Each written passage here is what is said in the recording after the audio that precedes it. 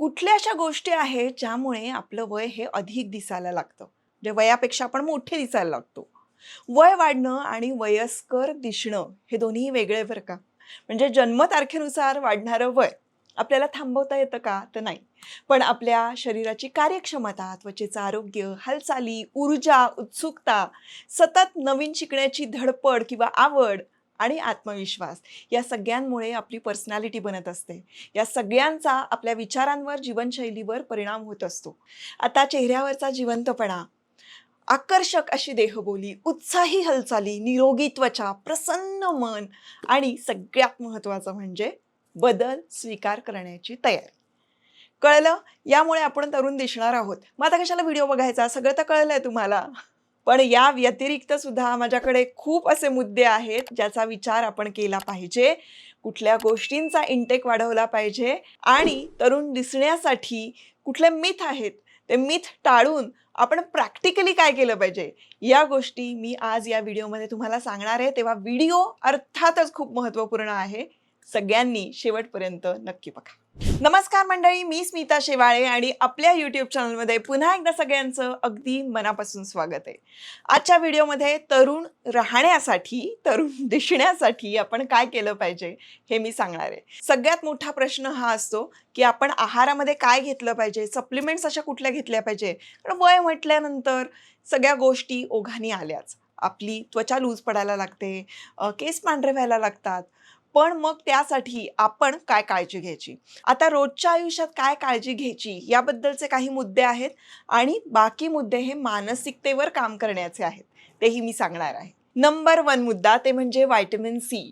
शरीरामध्ये नैसर्गिक collagen synthesis खूप आवश्यक असतं आणि ते काळानुरूप कमी कमी होत जातं. त्यामुळे व्हिटॅमिन सी हे कोलॅजिन निर्मितीसाठी महत्त्वाचं आहे. ते को फाउंडर आहे असं आपण म्हणू शकतो. त्यामुळे कोलॅजिन बूस्ट करण्यासाठी आपण कुठलं प्रॅक्टिकल ड्रिंक प्यायला हवं, तर ते म्हणजे आवळा ज्यूस. हे मी कित्येक व्हिडिओमध्ये सांगते. सिट्रस फ्रूट खायला पाहिजे, भरपूर पाणी प्यायला पाहिजे, चिया सीड्स खायला पाहिजे. ह्या गोष्टींमुळे डेफिनेटली फरक पडतो. कारण आपण एका दिवसात कुठलं इंजेक्शन घेऊन किंवा हे करून आपण नाही इतके तरुण दिसू शकत. त्यासाठी एक प्रोसेस असते आणि व्हिटॅमिन सी जर तुमच्या शरीरामध्ये वाढायचं असेल तर डेफिनेटली आवळ्याचा तुम्ही समावेश करून घेणं गरजेचं आहे. मग आवळा ज्यूस घेऊ शकता किंवा मग आवळा कँडी खाऊ शकता. पण रोजच्या रोज आपण आवळा घेतलं पाहिजे. व्हिटॅमिन सीचा समावेश हा आपल्या आहारामध्ये व्हायला हवा. नंबर 2 मुद्दा ते म्हणजे कुठलंही कोलॅजिन पावडर विकत घेण्यापूर्वी आपण ना स्वतःला 3 प्रश्न विचारायचे. कारण आपल्याला खूप साऱ्या जाहिराती या आकर्षित करत असतात. त्यावेळेला आपण स्वतःला विचारायचं की आपण दिवसभरात योग्य तेवढं प्रोटीन इंटेक करतो आहोत का? दुसरं म्हणजे सन प्रोटेक्शन व्यवस्थित आहे का आपलं? आणि तिसरं म्हणजे झोप आपण व्यवस्थित घेतो आहोत का? जीवनशैली आपली नियमित आहे का? आता जीवनशैली कशी असायला हवी हे कित्येक पॉडकास्टमध्ये मी सांगितलेलं आहेच आहे. ह्या सगळ्या गोष्टी आपण जर करत असू ना, तर वरती जर का आपण कोलॅजिन पावडर घेतलं तर त्याचा उपयोग होतो, अन्यथा उपयोग होत नाही. काय ना, कुठल्याही प्रकारचं कोलॅजिन पावडर या सगळ्या गोष्टींची भरपाई करून देऊ शकत नाही. त्यामुळे कोलॅजिन पावडर घेण्याआधी स्वतःला आपण हे 3 प्रश्न नक्की विचारायचे. नंबर 3 ते म्हणजे नात्यामध्ये जिवंतपणा असायला हवा. त्यासाठी सगळ्यात महत्त्वाची गोष्ट म्हणजे स्वतःवर प्रेम असणं गरजेचं आहे, हे लक्षात ठेवायचं. दोन्ही गोष्टींचा परस्पर संबंध असतो का? असतो. जी व्यक्ती स्वतःवर प्रेम करते ना, ती तरुण राहते.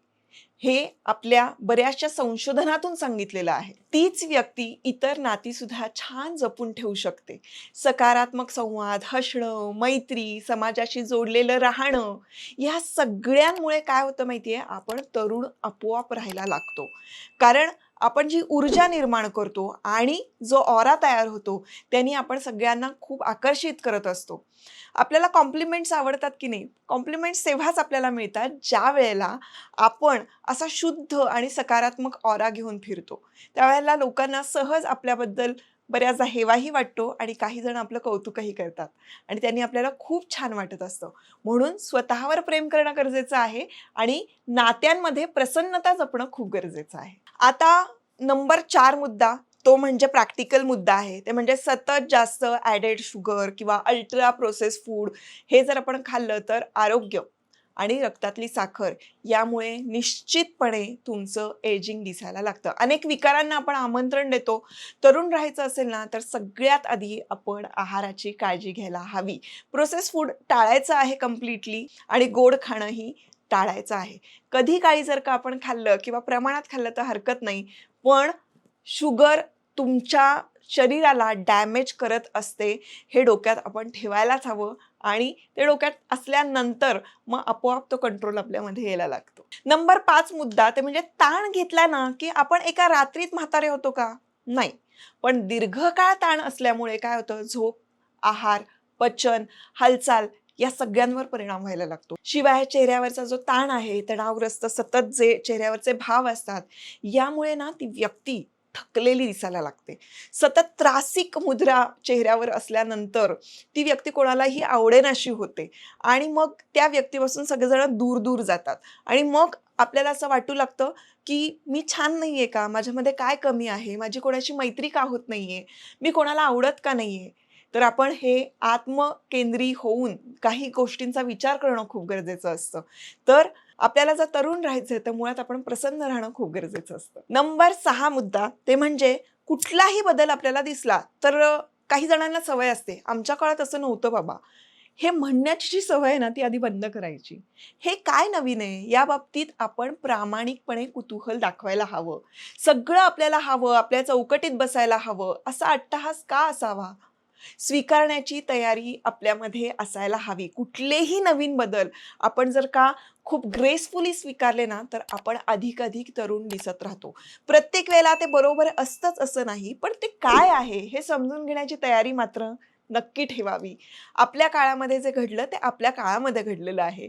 या काळात काय वेगळं घडतंय याच्याकडे जर का आपण ऑब्झर्व्ह केलं, तर काही गोष्टी बऱ्याचसुद्धा असू शकतात, ज्या आपण आत्मसात करू शकतो. मी नेहमी म्हणते, की अगदी शेवटापर्यंत आपण काही ना काहीतरी शिकत असतो आणि शिकण्यानी आपलं मन ताजंतवानं राहत असतं. ताजंतवानं मन राहिलं, तर आपोआपच तुम्ही तरुण दिसणार आहात. त्यामुळे कुठलेही बदल ॲक्सेप्ट करण्याची तयारी ठेवा. नंबर 7 मुद्दा, ते म्हणजे स्वतःची तुलना आपण इतरांबरोबर करतो, ती करायची नाही. आपल्यापेक्षा कमी वयाच्या लोकांची तर अजिबात करायची नाही. दुसऱ्या व्यक्तीसारखं दिसण्याचा प्रयत्न करायचा नाही. काय ना, आरोग्य, ऊर्जा आणि व्यक्तिगत जी आपली शैली आहे, त्याची नवीन आवृत्ती आपण घडवायला हवी. कोणाची तरी कॉपी करून तशीच्या तशी आवृत्ती आपल्याला चालणार आहे का आयुष्यात? तसं आपल्याला करायचंच नाहीये. त्यामुळे आपण आपले मार्ग शोधून, आपल्याला काय सूट होतं, आपल्याला काय छान दिसतं, आपण कसे छान व्यक्तिमत्व म्हणून उभे राहू शकतो, ह्याचा आपण अभ्यास करायचा असतो. इतरांचं अनुकरण करून चांगल्या गोष्टी घ्यायच्या, आत्मसात करायच्या, पण कॉपी करायला जायचं नाही. कारण त्यांचं लाईफस्टाईल, त्यांचं आयुष्य हे खूप वेगळं असतं आणि आपलं खूप वेगळं आहे. त्यामुळे अनुकरण करणं चांगलं आहे, पण तसंच्या तसं कॉपी करणं मात्र चुकीचं आहे. आता हे सगळं आपण लक्षात घेतल्यानंतर रोज काय करायचं? तर रोज योग्य प्रमाणामध्ये झोप घ्यायची. महत्त्वाचं आहे. 2 ते म्हणजे व्यायाम, योग, प्राणायाम, स्ट्रेंथ ट्रेनिंग हे घेणं गरजेचं आहे. त्याला पर्यायच नाहीये. नंबर 3 ते म्हणजे बाहेर पडताना काहीही झालं तरी सन प्रोटेक्शन हे असायलाच हवं. नंबर 4 मुद्दा ते म्हणजे चेहऱ्यासाठी मॉर्निंग आणि नाईट स्किन केअर रुटीन हे स्वतःचं स्वतः असायला हवं. ते डेव्हलप करायचं आपण. नंबर 5 ते म्हणजे क्रॅश डाएट किंवा डिटॉक्स प्लॅन सतत करायचे नाहीत किंवा करायचेच नाहीत आणि ते सल्ल्याने करायचे. जर तुम्ही करणार असाल तर न्यूट्रिशनला आणि डायटिशियनला विचारल्याशिवाय कुठल्याही प्रकारचे क्रॅश डाएट आपण करायचे नाही. त्यानंतर 6वा मुद्दा काय? ते म्हणजे सगळ्यात महत्त्वाचं आहे हां हे मी खूपदा सांगितलेलं आहे माझ्या व्हिडिओमधून. पुन्हा एकदा रिमाइंडर आहे. ते म्हणजे वर्षातून 2 वेळेला आपण ब्लड टेस्ट नक्की करायची आहे. नंबर 7 मुद्दा ते म्हणजे केवळ चेहऱ्याचीच नाही तर हात, पाय, मान, ओठ, आपलं पोश्चर, ओरल हेल्थ या सगळ्याची आपण काळजी घ्यायची आहे. केवळ आपला चेहरा छान दिसावा म्हणून आपण नवनवीन गोष्टी अप्लाय करत असतो, कपडे छान घालत असतो किंवा मग वेगवेगळ्या ट्रीटमेंट करायला खूप उत्सुक असतो. पण त्याचबरोबरीनं हायजीनही इम्पॉर्टंट आहे, तुमचे विचार इम्पॉर्टंट आहे. नवनवीन होणारे बदल इम्पॉर्टंट आहे. या सगळ्या गोष्टींनी तुमचं व्यक्तिमत्व घडत असतं आणि जितकं फ्रेश व्यक्तिमत्व असेल तितके तुम्ही तरुण दिसणार आहात. तर ह्या छोट्याशा काही टिप्स होत्या, काही रिमाइंडर्स होते. आय होप तुम्हाला आवडले असतील तर लाईक करा, शेअर करा आणि ज्यांनी कोणी अजूनही चॅनल सबस्क्राईब केलेलं नाहीये त्यांना विनंती करीन, फॅमिली आपलीच आहे जी ग्रो आणि ग्लो होतीये, तेव्हा चॅनल सबस्क्राईब करा. भेटूया आता पुढच्या व्हिडिओमध्ये. संपूर्ण व्हिडिओ बघितल्याबद्दल मनापासून धन्यवाद.